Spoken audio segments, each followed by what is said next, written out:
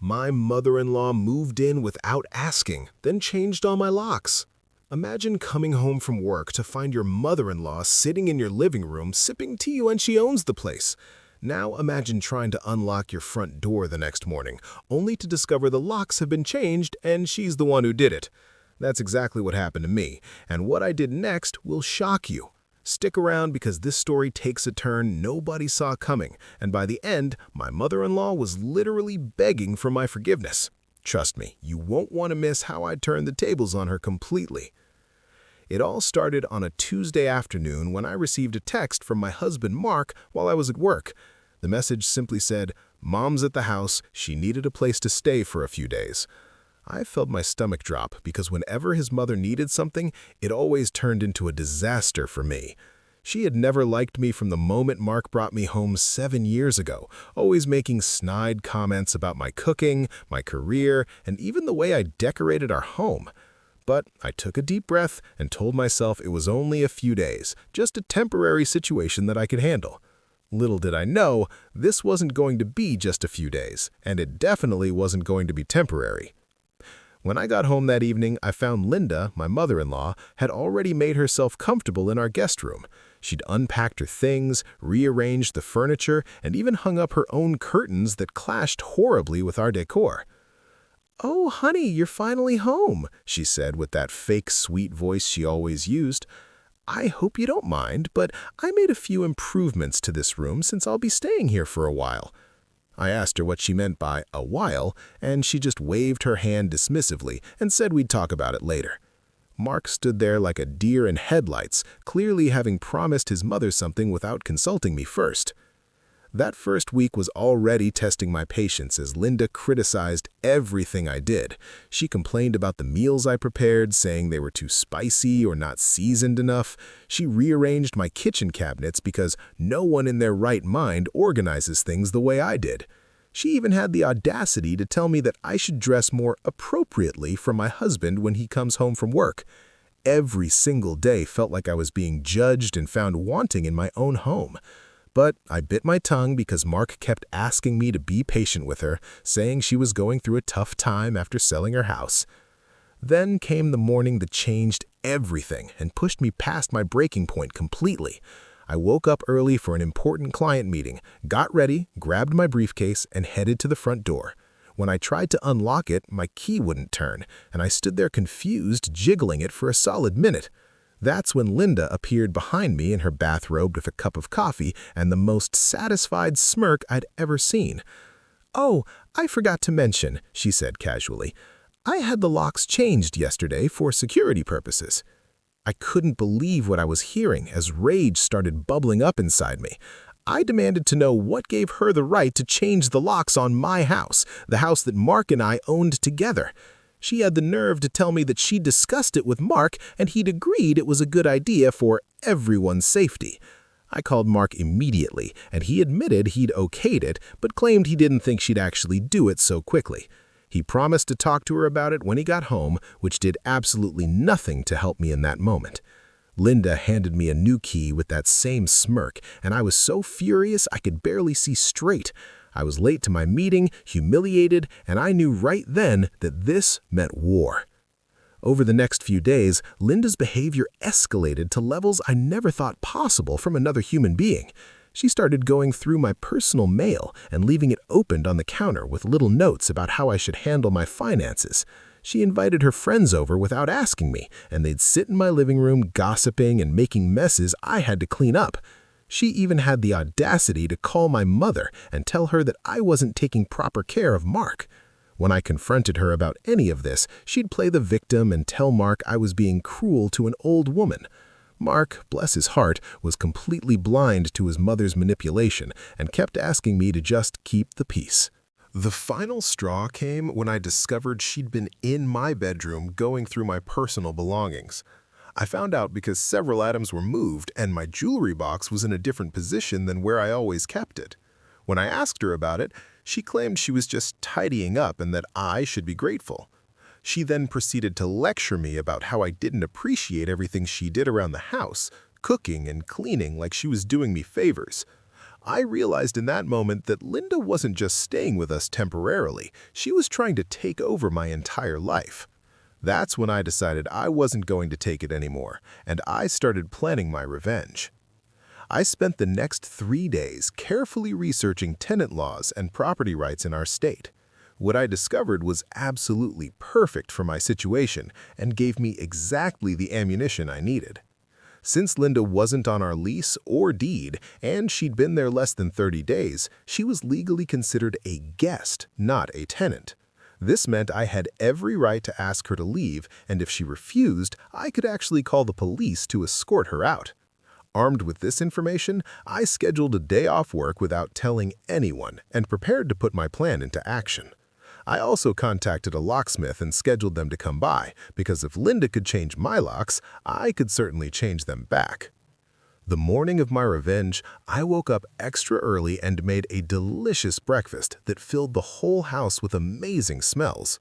Linda came downstairs looking surprised and pleased, probably thinking I'd finally accepted my place beneath her. I served her pancakes, bacon, eggs, and fresh orange juice while chatting pleasantly about absolutely nothing important. She ate every bite while telling me that maybe I was finally learning how to be a proper wife and daughter-in-law. I just smiled and nodded, knowing that in about 30 minutes, her whole world was about to come crashing down around her. After breakfast, I told Linda I needed to speak with her about something important and asked her to sit in the living room.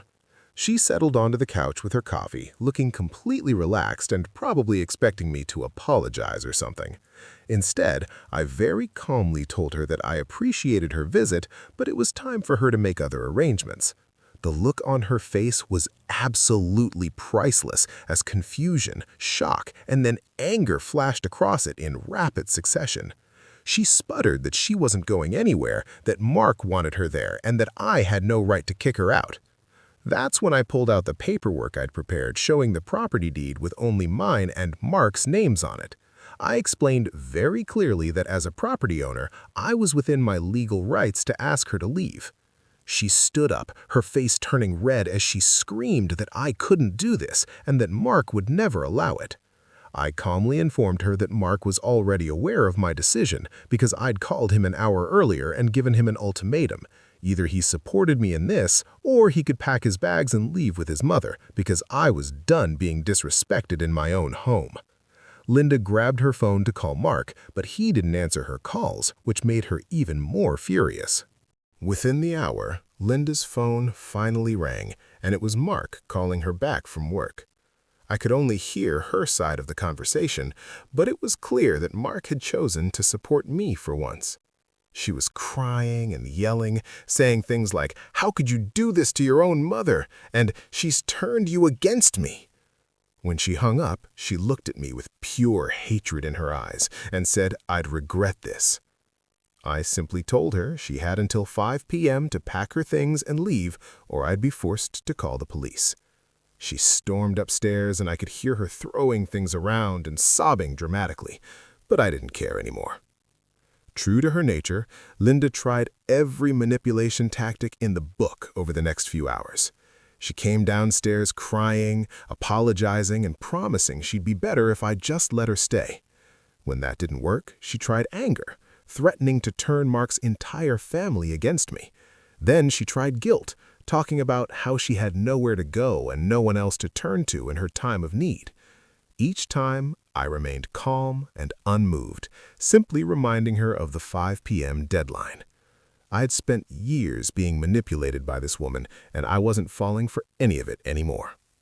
At 3 p.m., the locksmith arrived, and Linda's face when she realized what was happening was almost worth all the torture she'd put me through.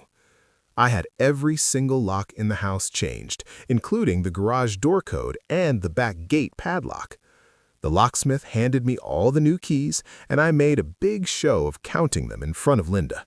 She tried to argue with the locksmith, claiming she lived there and needed keys too, but he just looked uncomfortable and told her he was hired by the homeowner. I gave him a generous tip and thanked him for his excellent work, while Linda stood there fuming. By 4:30 p.m., Linda had her suitcases packed and waiting by the door, but she refused to actually leave. She sat on the couch with her arms crossed, clearly thinking she could just wait me out and that I wouldn't actually follow through. I picked up my phone and very visibly pulled up the local police non-emergency number. Her eyes went wide as she realized I was serious, and she actually jumped up from the couch. She grabbed her bags, called me every horrible name she could think of, and slammed the door so hard on her way out that a picture fell off the wall. I watched through the window as she loaded her car, and I felt this enormous weight lift off my shoulders. The next few days were absolute bliss as I enjoyed my home without Linda's constant criticism and presence. Mark came home that evening looking exhausted and stressed, but I had prepared his favorite meal and we actually had a real conversation. He admitted that he knew his mother had been out of line, but felt trapped between us. I explained that I wasn't asking him to choose between us, but I was asking him to prioritize our marriage and our home. He apologized for not standing up for me sooner and promised to set better boundaries with his mother going forward. We talked late into the night and reconnected in a way we hadn't been able to since Linda arrived. But Linda wasn't done trying to make my life miserable, not by a long shot. She started a campaign with Mark's extended family, calling everyone she could think of to tell them her version of events. According to her story, I'd violently thrown her out onto the street with no warning and no reason. She claimed she'd been nothing but helpful and kind, and that I was an ungrateful, controlling woman who had brainwashed her son. For about a week, we got angry calls and messages from various relatives telling Mark he needed to control his wife. Some of them even showed up at our house demanding to know how we could treat an elderly woman so cruelly. Mark, to his credit, stood firm and told every single person the truth about what his mother had done. He explained about the changed locks, the invasion of privacy, the constant criticism, and the refusal to leave when asked politely. Some relatives actually apologized once they heard the full story, admitting they should have known Linda had a habit of exaggerating. Others remained on Linda's side, and we ended up cutting contact with them, which, honestly, was fine by me. The people who truly cared about us and our happiness were supportive, and that's all that mattered in the end. But Linda still had one more card to play that I definitely didn't see coming. About 2 weeks after I'd kicked her out, I received a certified letter in the mail from a lawyer. My heart sank as I opened it, fearing Linda was actually suing us for something ridiculous. Instead, the letter informed me that Linda had filed a restraining order request against me, claiming I'd threatened her with violence. I was absolutely stunned because I'd never once raised my hand or even my voice in an aggressive way toward her. The letter said there would be a hearing and I needed to appear in court to respond to her allegations. I immediately called my own lawyer, a friend from college who specialized in family law, and explained the situation. My lawyer assured me that frivolous restraining orders rarely get approved, especially when there's no evidence of actual threats or violence. She helped me prepare a statement and gathered evidence showing Linda's pattern of behavior, including text messages, the locksmith's invoice, and even testimony from neighbors.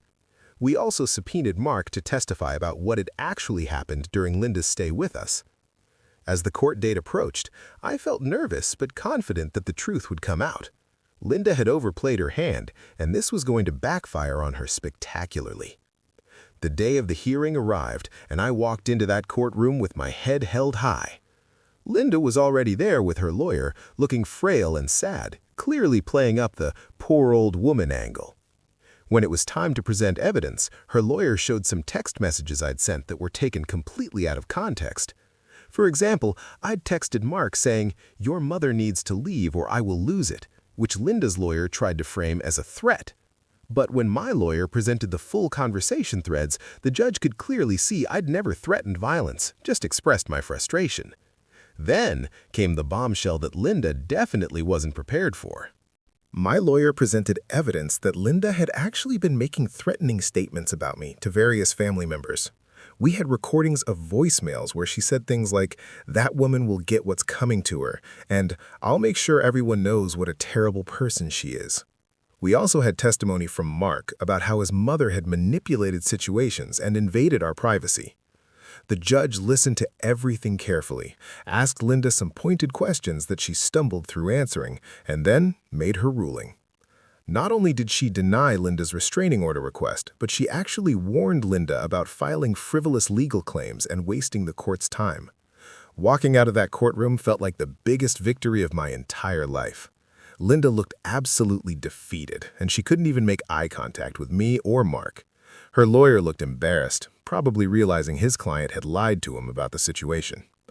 As we walked to our car, Mark squeezed my hand and told me how proud he was of how I'd handled everything. I felt vindicated, not just because I'd won in court, but because the truth had finally come out in front of an impartial party. Linda had tried everything to paint me as the villain, and it had all fallen apart spectacularly. For the next several months, we heard nothing from Linda, which was honestly the most peaceful time in our marriage. Mark and I went to couples counseling to work through the damage his mother's visit had caused to our relationship. We learned better communication strategies and how to present a united front when dealing with his family. We even took a vacation, just the two of us, and reconnected in ways we hadn't been able to in years. Life felt good, really good, and I started to believe that maybe we'd finally moved past all the drama. But then, about 6 months after the court hearing, something unexpected happened. I received a letter in the mail, handwritten on nice stationery, and when I saw the return address, I almost threw it away. It was from Linda, but something made me open it instead. Inside was a 3-page letter that started with a simple "I'm sorry" and went on to explain everything. She admitted that she'd been jealous of me from the beginning because I'd taken her son away. She confessed that changing the locks was a power play to assert dominance in what she saw as a competition. She wrote about her own insecurities after losing her husband and then selling her house, feeling like she had no control over anything. The letter was raw, honest, and surprisingly self-aware. Linda went on to explain that the court hearing had been a wake-up call for her. She'd started therapy and was working through her issues with control and manipulation. She acknowledged that she'd been a terrible mother-in-law and nearly destroyed her relationship with her son because of her behavior. She wasn't asking for forgiveness or to be welcomed back into our lives, just wanted me to know that she was sorry and working to be better. The letter ended with her saying that Mark deserved to be happy, and if that meant keeping distance from her, she'd respect that. I sat there, reading it 3 times, tears streaming down my face, not quite knowing what to feel. I showed the letter to Mark, and he was just as shocked as I was. He admitted he'd been in limited contact with his mother and knew she'd started therapy, but he hadn't expected this. We talked for hours about what to do, whether we should respond, whether we could ever trust her again. Eventually, we decided to take things extremely slowly, maybe meeting for coffee in a public place after a few more months. I made it clear that any relationship with Linda would have strict boundaries, and at the first sign of her old behavior, we'd cut contact again. Mark agreed completely, and we drafted a careful response to her letter, acknowledging her apology but making our boundaries crystal clear. Now, 2 years later, Linda and I have what I'd call a cordial relationship. She respects our boundaries, calls before visiting, and genuinely seems to have worked on her controlling tendencies. She apologized to me in person, took accountability for everything she did, and we've slowly rebuilt a relationship based on mutual respect. She even stood up for me when another family member made a critical comment about me at a holiday dinner. It's not perfect, and I'll never fully forget what she put me through, but I can honestly say I've forgiven her. The woman who changed my locks and tried to take over my life is not the same woman I have coffee with once a month now. Looking back on everything, I learned some valuable lessons about boundaries, self-respect, and standing up for yourself. For years, I'd let Linda walk all over me because I was trying to keep the peace and be the good daughter-in-law. But there's a difference between being kind and being a doormat, and I definitely crossed that line. Sometimes, the kindest thing you can do for everyone involved is to enforce boundaries and demand respect. My revenge wasn't about being cruel. It was about reclaiming my own home and my own life from someone who tried to take both of them from me. And you know what? It worked out better than I ever could have imagined, because it forced everyone involved to face the truth and make real changes.